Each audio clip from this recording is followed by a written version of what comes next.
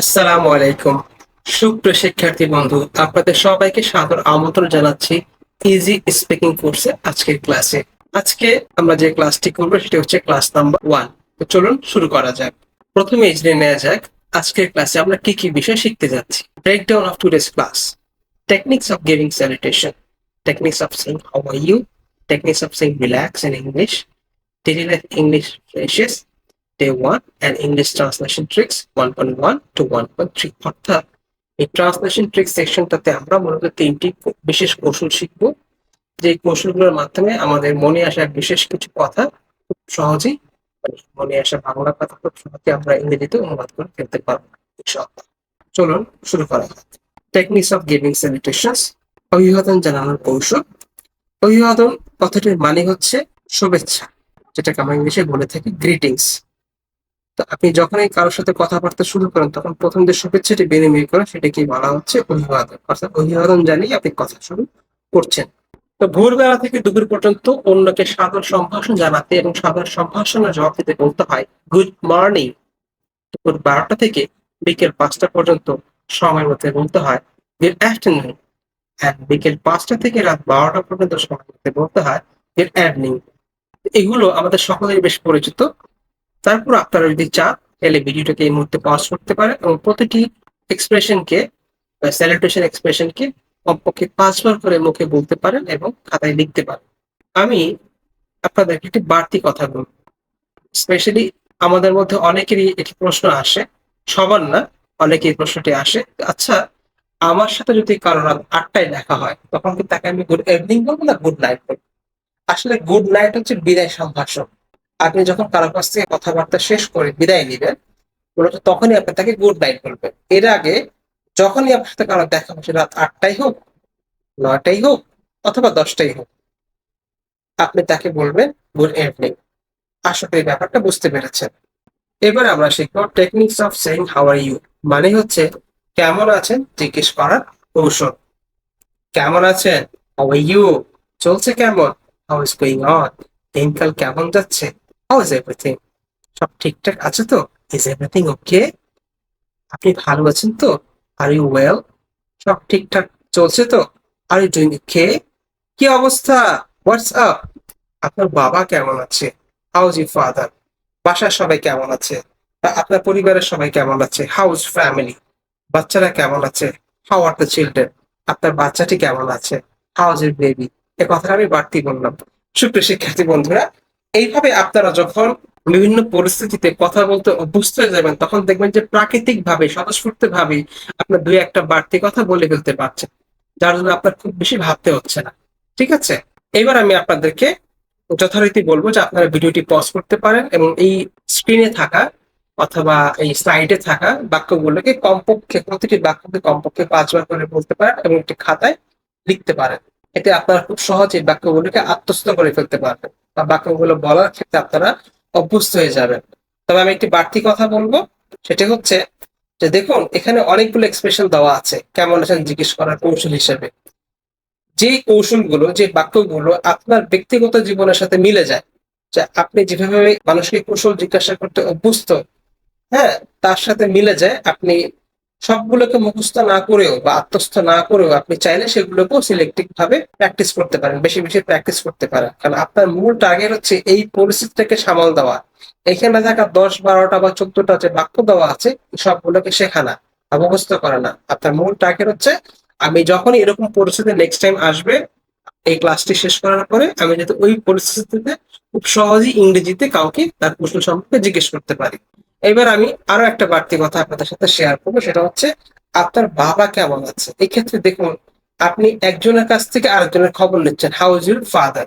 এখন এরকম হয় না যে আপনারা কয়েকটা বন্ধু একসাথে হয়েছেন তখন মনে হলো আমার ওই বন্ধুটি কেমন আছে, যেমন ফর এক্সাম্পল ধরেন সুমন কেমন আছে, আপনি হয়তো রহিমের কাছে জিজ্ঞেস করছেন ভাই সুমনের খবর কি, তাহলে আমি কি বলবো? How is Suman. আপনার হয়তো বা ছোট ভাইয়ের সাথে বড় ভাইয়ের খবর জিজ্ঞেস করছেন, তখন আপনি বলতে পারেন how is your brother, how is your elder brother, তোমার বড় ভাই কেমন আছে। So how is your father, এই ফাদারের জায়গাটাকে দুই একটা শব্দ পরিবর্তন করে আপনি বিভিন্ন সময় বিভিন্ন মানুষের একজনের কাছ থেকে আরেকজনের খবর নেওয়ার কৌশল হিসেবে ব্যবহার করতে পারবেন এই বাক্যটিকে। চলুন আমরা চলে যাই আমাদের পরবর্তী স্লাইডে। কেমন আছেন জিজ্ঞেস করার আরেকটা বিশেষ ধরনের কৌশল। যখন আপনি যার কুশলকে জিজ্ঞেস করছেন উনি যখন অসুস্থ ব্যক্তি, তখন আপনি তাকে কিভাবে জিজ্ঞেস করতে পারেন যে আপনি কেমন আছেন? আজ আপনার কেমন লাগছে? How are you feeling today? আজকে আপনার একটু ভালো লাগছে? Are you feeling better today? এখন আপনার কেমন লাগছে? How are you feeling now? রোগীর অবস্থা এখন কেমন? What's the condition of my patient? সুপ্রিয় শিক্ষার্থী বন্ধু, অসুস্থ রোগীরা কখনো কখনো এমন হয়ে থাকেন যে ওনার নিজের মুখে বলা সম্ভব না ওনার আসলে কেমন লাগছে। সেক্ষেত্রে আপনি আপনি তার সন্তান হন বা পরিবারের সদস্য হন, আপনি হয়তোবা আপনার তার যে চিকিৎসা সেবা দিচ্ছে সেই ডাক্তারকে জিজ্ঞেস করতে পারেন হোয়াটস the condition of my patient. যদি আপনি রোগীর আত্মীয় হন তখন তার পরিবারের সদস্য জিজ্ঞেস করতে পারেন হোয়াটস দ্য কন্ডিশন অফ পেশেন্ট? পেশেন্টের অবস্থা এখন কেমন? আপনি এইভাবে তাদেরকে জিজ্ঞেস করতে পারেন। তো আমি আবার আপনাদেরকে স্মরণ করে দিচ্ছি যে আপনারা ভিডিওটা এখন পজ রাখতে পারেন এবং স্ক্রিনে থাকা অর্থাৎ এই স্লাইডে থাকা বাক্যগুলোকে কমপক্ষে 5 বার করে বলার চেষ্টা করেন জোরে জোরে প্রতিটি বাক্যকে, এবং খাতায় লেখার চেষ্টা করুন। Techniques of saying relax in English. ইংরেজিতে শান্ত হও বলার কিছু কৌশল। আপনি আপনার আশেপাশে থাকা লোকজনকে আপনাকে প্রায় শান্ত করতে বলতে হয় বিভিন্ন পরিস্থিতির খাতিরে। তো আপনি কিভাবে তাদেরকে কথাটা বলতে পারেন, তাদের কাছে আপিলটা করতে পারেন, যেমন relax, take it easy, give it a rest, go easy, take a deep breath, slow down, control yourself, chill out, loosen up, simmer down. আপনারা চাইলে ভিডিওটাকে এখন পজ করতে পারেন এবং এই স্ক্রিনে থাকা শব্দগুলোকে কমপক্ষে 5 বার করে বলতে পারেন এবং খাতায় লিখতে পারেন। Next slide. Just drop it. Just let it go. Just take a breath. Count to 10. Steady on. Take a chill pill. How about a big hug? Want to squeeze my hand? যথারীতি ভিডিওটি pause করে আপনারা কমপক্ষে 5 বার করে শব্দগুলোকে বলতে পারেন এবং খাতায় লিখতে পারেন। আমি সাথে একটু বাড়তি কথা অ্যাড করে দিচ্ছি, সেটা হচ্ছে যখন আপনি আপনার খুব প্রিয়জন কাউকে, ঘনিষ্ঠ কাউকে, যেমন ধরুন আপনার স্ত্রী, আপনার স্বামী, হ্যাঁ, এমন কাউকে আপনি কোনো ব্যাপারে শান্ত হতে বলছেন, ইন দ্যাট কেস আপনি তাদেরকে নিচের দুটো sentence, how are a big heart, want to squeeze my hand, আমি কি তোমার হাতটা ধরবো, তুমি তোমার হাতটা ধরতে চাচ্ছ, এরকম পরিস্থিতির ক্ষেত্রে আপনারা সর্বশেষ যে উল্লেখিত দুটো সেন্টেন্স রয়েছে সেটাকে আপনারা ব্যবহার করতে পারেন। Some daily life English phrases. So আমাদের জীবনে কিছু কথাবার্তা থাকে যেগুলো আমরা প্রায় বলে থাকি। এরকম কিছু দৈনন্দিন কথাবার্তার ইংরেজি অনুবাদ এখানে আমরা তুলে ধরার চেষ্টা করি, যাতে আপনারা খুব সহজেই ওই কথাগুলোকে চট করে ইংরেজিতে বলে ফেলতে পারেন। যেমন স্কুলে দেরিতে যেও না, don't be late for school, ও কথা রেখে দাও, লেট দ্যাট ম্যান ড্রপ, প্রস্তুত হও, গেট রেডি, আমি চাই না এটা কেউ জানুক, I don't want anyone to know this, আমি তাকে বাইরে যেতে দেখলাম, I saw him to go out, সে 80 বছর পর্যন্ত বেঁচে ছিল, হি লিভ টু বি 80, অন্যের ভুল ধরা সহজ, it's easy to find others fault, সত্যি কথা বলতে কি টু স্পিক দ্য ট্রুথ, অথবা ইনফ্যাক্ট তুমি আমাকে হাসালে, ইউ মেড মি লাভ। সুপ্রিয় শিক্ষার্থী বন্ধুরা, আপনারা চাইলে ভিডিওটিকে পজ করে স্ক্রিনে থাকা সেন্টেন্স গুলোকে কমপক্ষে 5 বার করে পড়তে পারেন জোরে জোরে এবং খাতায় লিখতে পারেন। Don't be late for school, দেখুন এই কথাটিকে আপনারা বিভিন্ন ভাবে ব্যবহার করতে পারেন। যেমন don't be late for prayer, নামাজের জন্য দেরি করো না। Don't be late for dinner, don't be late for game, don't be late for class, don't be late for party, don't be late for event.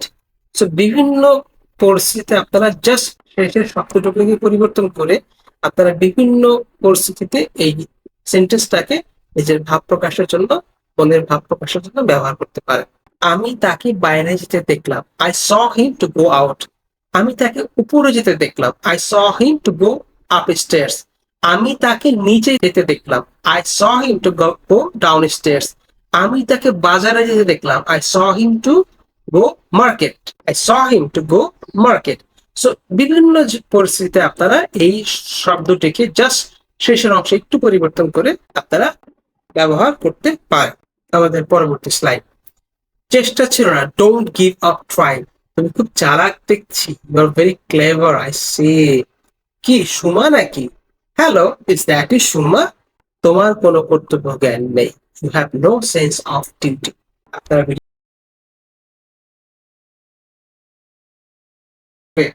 কমপক্ষে 5 বার করে পড়তে পারেন জোরে জোরে এবং খাতায় লিখতে পারেন।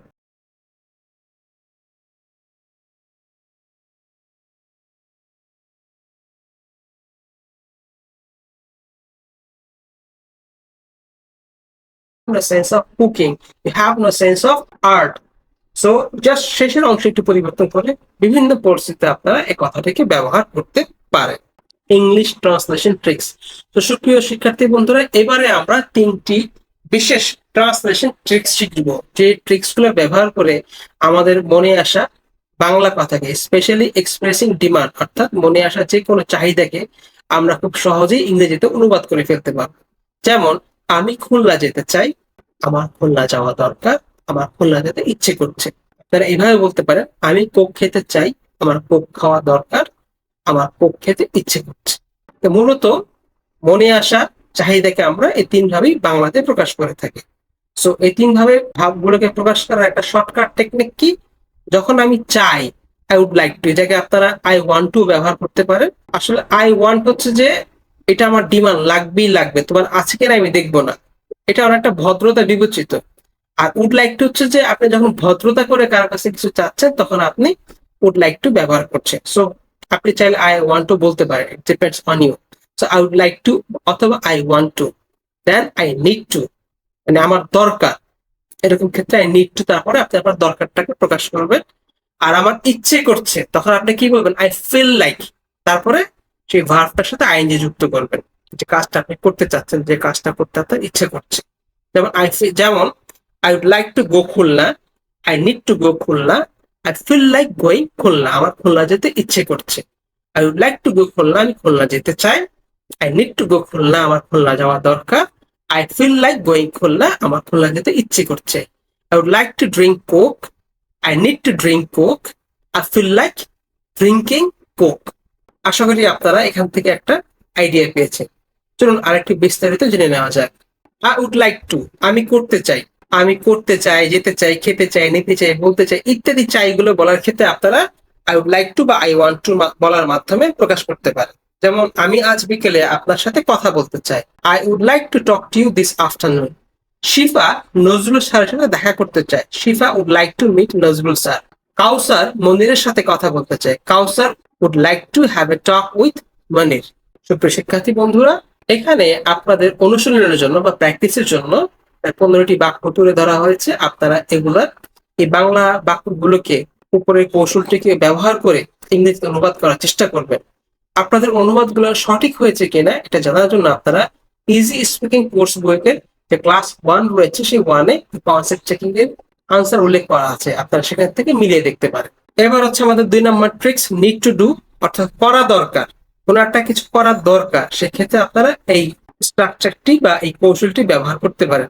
আমার আগামীকাল সকালে বাড়ি যাওয়া দরকার, I need to go home tomorrow morning. কবিরের খুব শীঘ্রই বিয়ে করা দরকার, কবির নিডস ম্যারি আর Kabir get married soon, Kabir needs get married soon. তানজিমের প্রতিদিন সকালে হাঁটা দরকার, Tanzim needs to walk every morning. Okay, এইভাবে আপনারা এই নিডকে ব্যবহার করার মাধ্যমে দরকারি বিষয়গুলোকে প্রকাশ করতে পারেন। যথারীতি এখানেও একটা কনসেপ্ট চেকিং এর চ্যাপ্টার দেওয়া আছে, স্লাইড দেওয়া আছে, আপনারা এখান থেকে নিজেদের প্র্যাকটিসের জন্য স্লাইডটিকে ব্যবহার করতে পারেন এবং এর উত্তরগুলো সঠিক হয়েছে কিনা ইজি স্পিকিং কোর্স বুকের বইয়ের সাথে মিলিয়ে দেখতে পারেন, সেখানে আনসারগুলো দেওয়া আছে। ট্রিক্স 1.3, ফিল লাইক ডুইং, করতে ইচ্ছে করছে, করতে ইচ্ছে করছে, যেতে ইচ্ছে করছে, খেতে ইচ্ছে করছে, নিতে ইচ্ছে করছে, বলতে ইচ্ছে করছে ইত্যাদি ইচ্ছে করছে জাতীয় ভাবগুলো প্রকাশ করার ক্ষেত্রে আপনারা এই ট্রিক্সটি ব্যবহার করতে পারেন।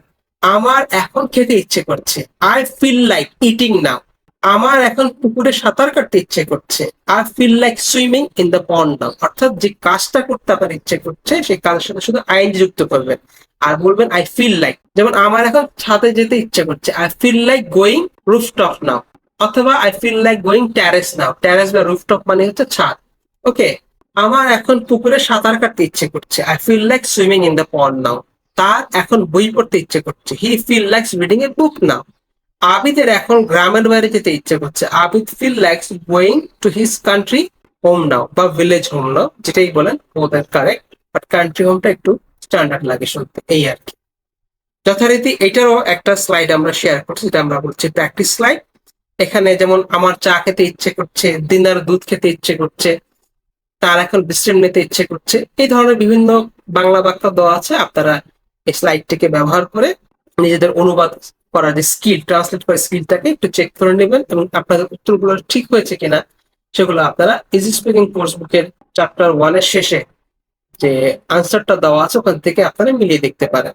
তো সুপ্রিয় ও শ্রদ্ধেয় শিক্ষার্থীবৃন্দ, আপনাদের অনেকের আন্তরিক অনুরোধ ও সবার শেখার সুবিধার্থে যে বিশেষ বইটির উপর ভিত্তি করে এই পুরো কোর্সটিকে তৈরি করা হয়েছে, এখানে সেটিকে তুলে ধরা হলো।